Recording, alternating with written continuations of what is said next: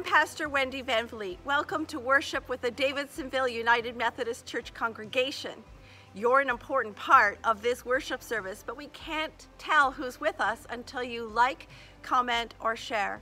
So please, go ahead and give us a thumbs up and let us know that you're there. I have just 3 announcements this morning. First, I'm delighted to tell you that there is a new mini pantry located in the upper corner of our parking lot closest to Central Avenue. The sign on it says, "Those in need, take what they need, and those with more may share."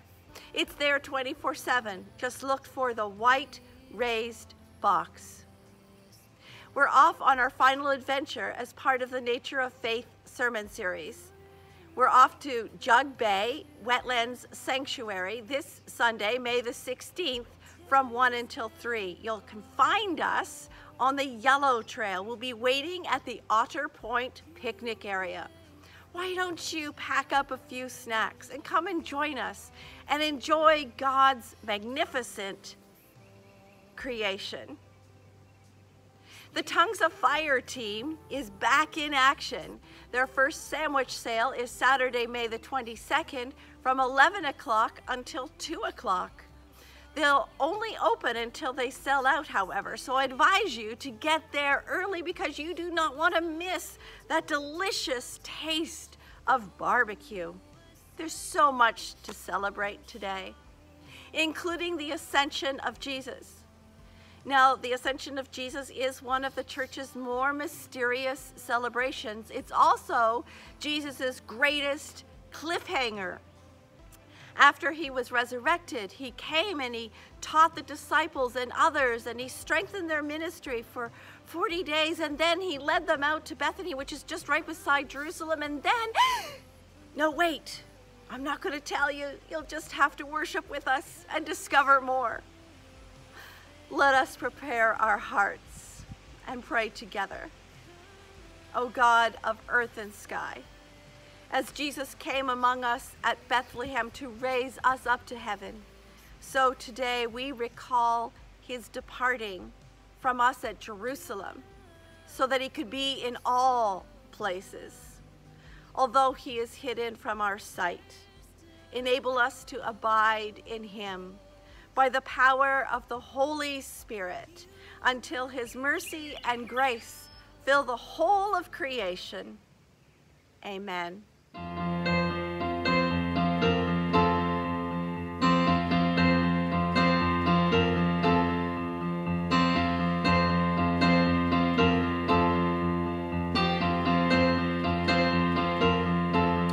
Can you hear? There's a new song breaking out from the children of freedom. Every race and every nation, sing it out, sing a new hallelujah, yeah.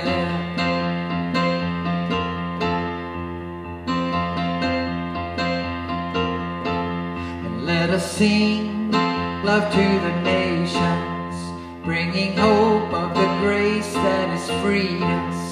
Make it known and make it famous.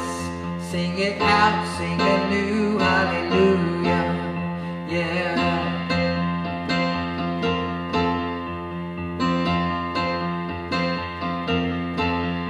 Arise, let the church arise. Let love reach to the other side. Alive, come alive, let the song arise.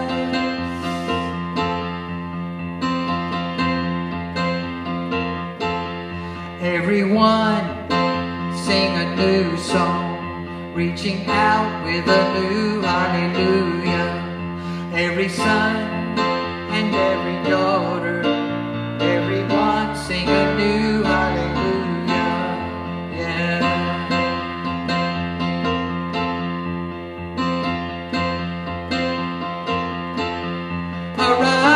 Arise, let the church arise.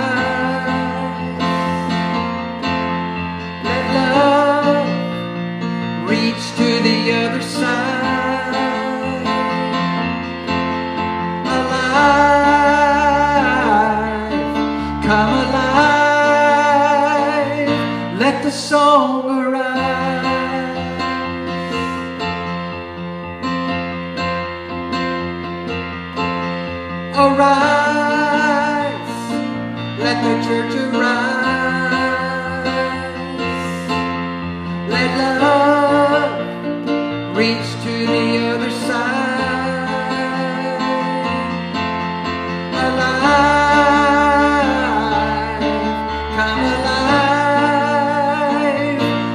song arise.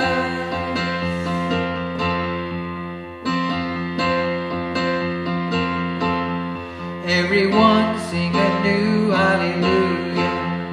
Everyone sing a new hallelujah.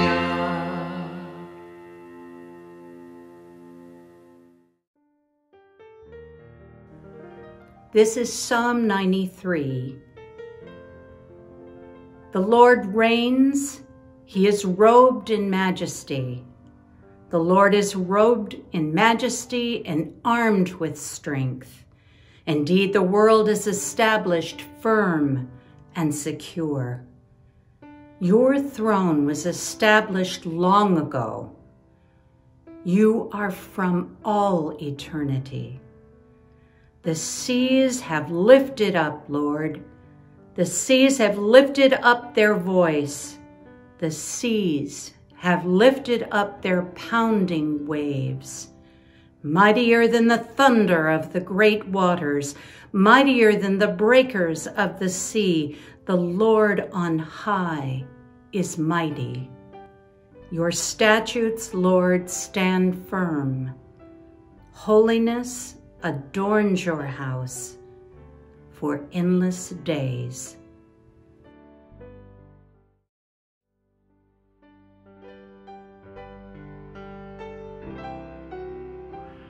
Our scripture lesson for today is taken from the Gospel of Luke, chapter 24, verses 44 through 53. Then he said, "Everything I told you while I was with you comes to this. All the things written about me in the law of Moses, in the prophets, and in the Psalms have to be fulfilled." He went on to open their understanding of the Word of God, showing them how to read their Bibles this way. He said, "You can see now how it is written that the Messiah suffers, rises from the dead on the third day, and then a total life change through the forgiveness of sins is proclaimed in his name to all nations, starting from here, from Jerusalem.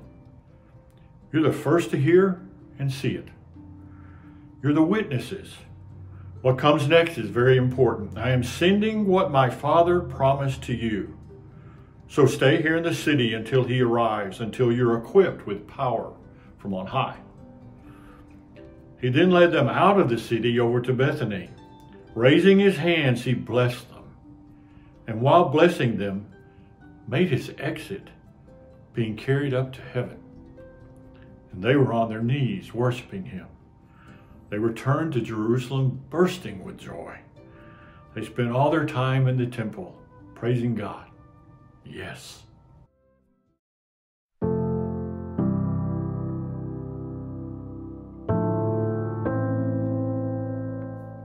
You know what I really hate? Well, maybe hate is too strong of a word. I really dislike cliffhangers. Cliffhangers in books, movies, TV shows, it doesn't matter. They infuriate me. Sometimes even with a book I'm not particularly interested in, I just need to keep reading just so I can figure out what happens in the end. So when it ends with a cliffhanger and a sequel that has yet to be released, it's so incredibly frustrating. Even with TV shows, I often wait till an entire season is released on Netflix or Hulu so that I can just skip over those cliffhanger moments. So that I can roll one episode right into the next and into the next, so that I can just get right to the end of the story.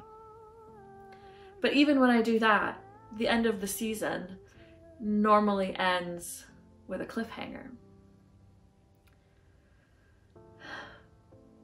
Cliffhangers are a way of heightening our excitement, of engaging us so much that we are so eager to figure out what happens next. Our desire to come back for more, time and time again, season after season, book after book. These authors and producers often use cliffhangers to keep the audience coming back for more. And honestly, even though I hate them, I hate these cliffhangers, or I dislike them so strongly, I can't ignore the fact that they work. So today's scripture is one of these cliffhangers. A cliffhanger of epic proportions.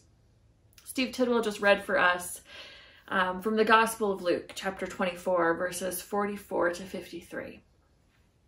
Now, many scholars believe that the Gospel of Luke was written by the same author who wrote the book of Acts. So, in a sense, the book of Acts is a continuation of the narrative and the story that is being portrayed in the Gospel of Luke. We can even go so far as to say that the book of Acts is the sequel to the Gospel of Luke. So in today's gospel reading, we have this ultimate cliffhanger.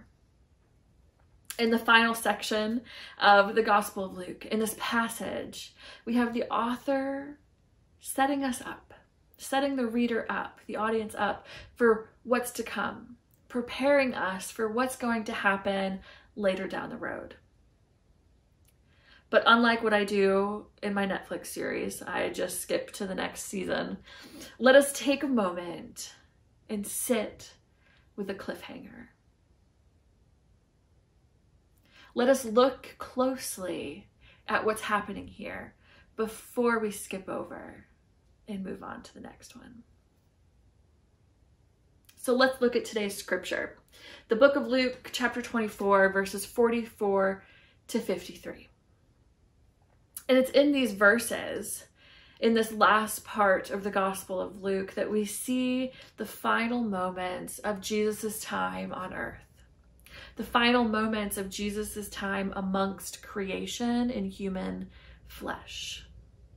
So leading up to this scripture today, we follow the author of Luke's narration of the life and ministry of Jesus.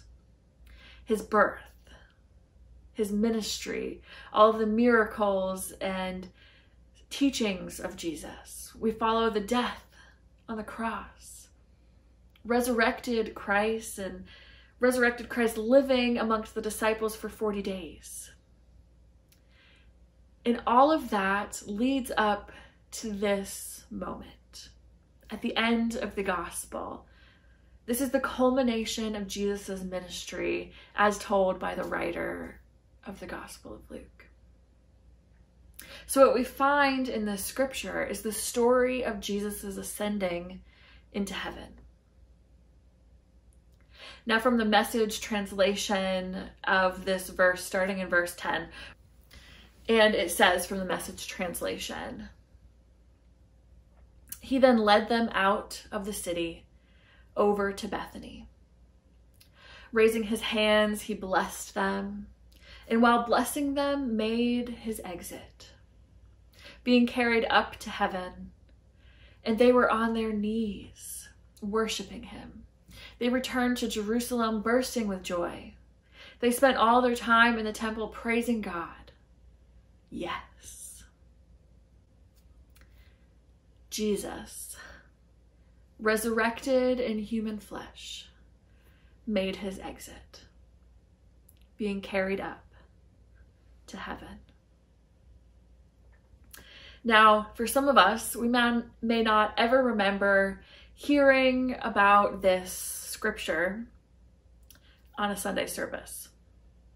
The Ascension of Christ. I know, looking back on my own life as I was preparing for this message, I can't remember a time in Sunday school or youth group or even on a Sunday morning where I learned about this passage, about this moment in Jesus' life. So many churches I found in my research skip right over this celebration. They skip right over this celebration within the church and move on to what's next. However, many scholars would argue that it is in this very moment that we find the culmination, the most significant aspect of Jesus' ministry on earth among creation. Within the church and church history, we have something called the liturgical calendar. It is in this ancient Christian calendar that is used to order time and to celebrate the life and ministry of Jesus Christ. Some of the days included within this calendar we know really well. We love them. Christmas, Easter.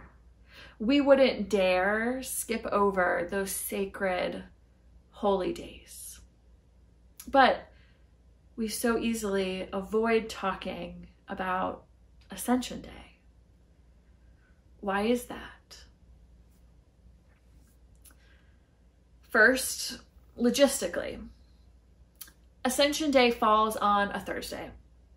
The Ascension of Christ happens 40 days after Christ's resurrection. And for anyone who has spent any time at the church on a weekday, you know it's often hard for us to draw a crowd. If it doesn't fall on a Sunday, when we already set a time in our routine to gather for worship, it's often hard to gather people together. Secondly, it's a complicated story. Let's be real. How often, or how do you explain something like this? How often do you hear this? Jesus, as a human in flesh, rose into heaven. It's complicated. There's no science behind it. It's hard for us to wrap our heads around. Both of those things may be true, but we also have to be honest with ourselves. We gather for worship on a weekday for Christmas Eve all the time. It's important to us to do that. And yes, it's hard to explain. It's not every day that we see someone in human flesh rising into the sky. But one could also argue that the entirety of Jesus's ministry and life on earth was mysterious. This is the paschal mystery. From Jesus's healings and miracles to Christ dying and coming back to life, to our passage today, in Jesus ascending into heaven. Jesus' story in its entirety is a mystery. So what's really happening here? So for me, at least, the easiest way to wrap my head around the scripture is to understand the historical context of the time. And to do that, we need to understand the Jewish perspective of heaven and earth. Now, our current understanding, our current contextual understanding of heaven is a bit similar to that of the Greek context. We tend to separate this world, earth and creation, from a higher world, from heaven. And it is in that we need to separate from our physical bodies in death in order to reach heaven. Now, in philosophy, sometimes it's often explained that in death we are breaking free from our earthly bodies, and it's somewhat of a prison break as you reach and approach eternal life. However, that is not the same in the Jewish context. For ancient Israel, they believed in heaven and earth. Heaven was of God and the angels. In earth, all created things, nature, plants, humankind, animals. But where things get different is in the Jewish context, they were not separate physical spaces, but yet intertwined. So within this context, the salvation in this Jewish mindset isn't so much us escaping our earthly bodies and escaping creation and earth and entering into heaven, but it's more so earth's transfiguration and the coming together of heaven and earth. This concept is even seen earlier in Jesus' ministry as he taught the disciples how to pray on earth as it is in heaven. Jesus' ascension into heaven doesn't mean a spaceship rising into the sky, but it's the translation of this human, earthly reality meeting the heavenly dimension, going into the heavenly dimension. This is the meeting and the coming together of heaven and earth.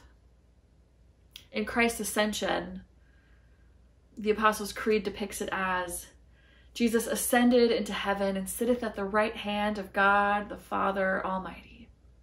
And it is in this moment that we find the culmination of Jesus' ministry in declaring his presence affirmed throughout all of creation. But in order for Christ to be present in all of creation, Christ had to rise into heaven and sit at the right hand of God. Because Jesus on earth in human flesh can only be present with what is there among him. But at God's right hand, Jesus is everywhere. This omnipresent Jesus in heaven. It is in this ascension of Christ that we find our cliffhanger moment. But friends, that's the thing about cliffhangers. The story isn't over. We know that the sequel is coming. And just like the Ascension story, where heaven and earth are coming together, at Pentecost we find that again, with the Holy Spirit and God descending down to dwell with creation again. Christ's reign, Christ's ascent into heaven to sit at the right hand of God, doesn't abandon creation. For Jesus leaves behind the Holy Spirit at Pentecost to dwell among creation. And today we join with all creation in celebrating this risen and ascended Christ by reading the words of Psalm 93 that we heard earlier in our service. The Lord reigns. He is robed in majesty. Your throne was established long ago. You are from all eternity. The seas have lifted up. Lord, the seas have lifted up their voice.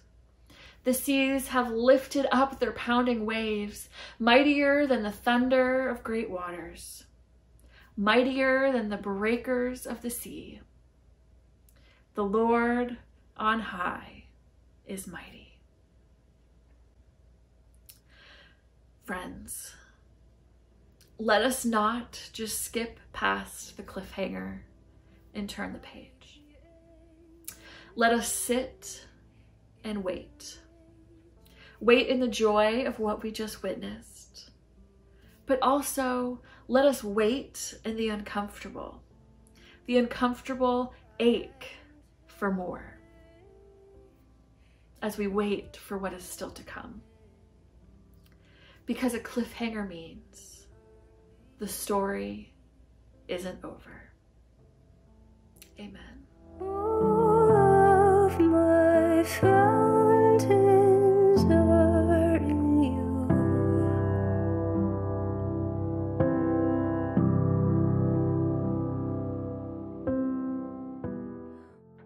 Please pray with me the prayer for the people. We worship you as the Lord risen and ascended. As we pray for our broken world, we want to ask you when you will fix everything, when your kingdom will come, when justice will be restored. And you tell us to wait upon you, to attend to you. But people are hungry now, thirsty now. People lose their lives in our world now. And you tell us to wait. But for how long? Lord Jesus, risen and ascended, show us where you are now, to join you in what you are doing now. Open our eyes again to attend to you now and join you in what you are already doing. But people suffer from war now. and we're pretty sure we know what needs to be done. But justice must look like. And still you tell us to wait and to attend to you, to see what you are doing, to catch your spirit. Help us to know what you are doing and to join you. And people are suffering environmental breakdown now. People's lives and livelihoods are being wrecked now. Western greed for biofuel drives poor families from their lands now, and you tell us to wait upon you, and to see who you are and what you are doing and the miracles you are working. Help us not to fix the world, but to wait on you and so see the world transformed. Lord, we long for justice, for you to act. By your Spirit, show us what you are doing already, ahead of us, despite us, for us. Forgive our arrogance and help us to listen. Fill us with your Spirit, risen and ascended one. Restore your kingdom in our lives, that we might know you more, trust you more, serve you more fully.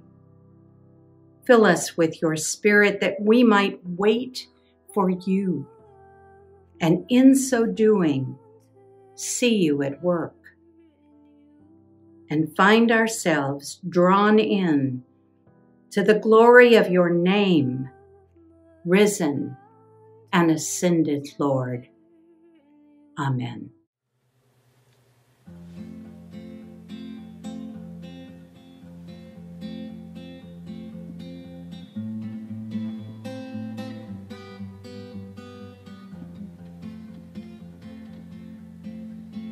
God of creation, there at the start, before the beginning of time, with no point of reference, you spoke to the dark and fleshed out the wonder of light.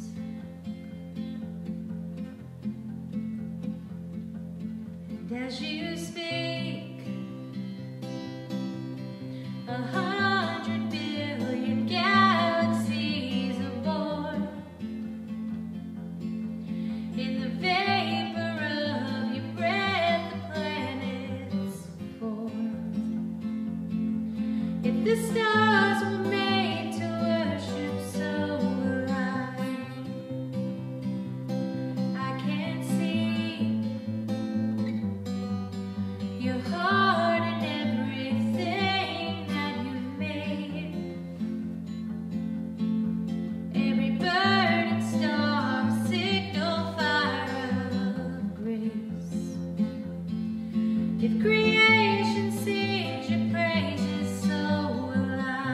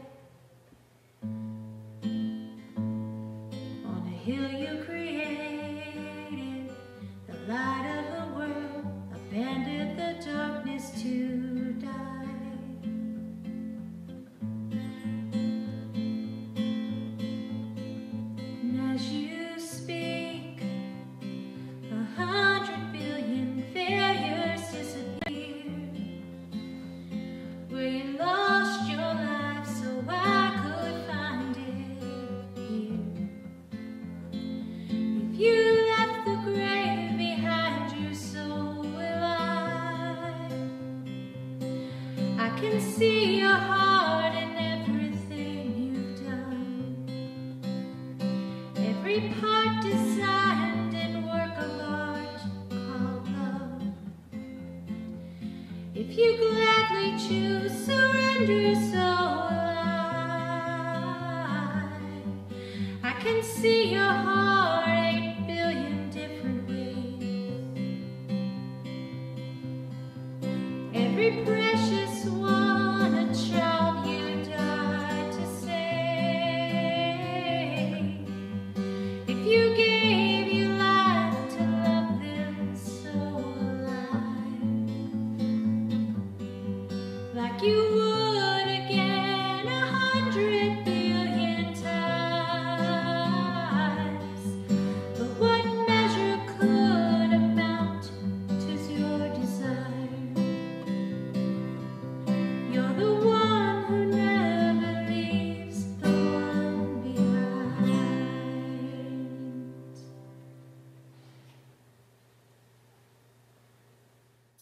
Friends, as we embrace this cliffhanger moment, and as we sit and wait for the sequel to come, for the story to continue, may you go from this place and remember this.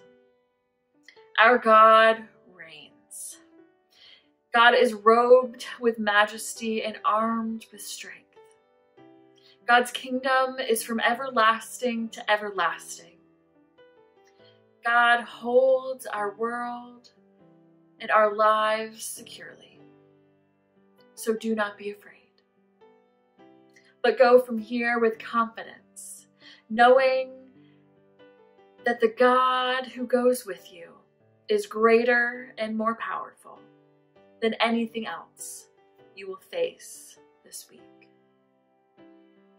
Friends, be blessed. Go with God.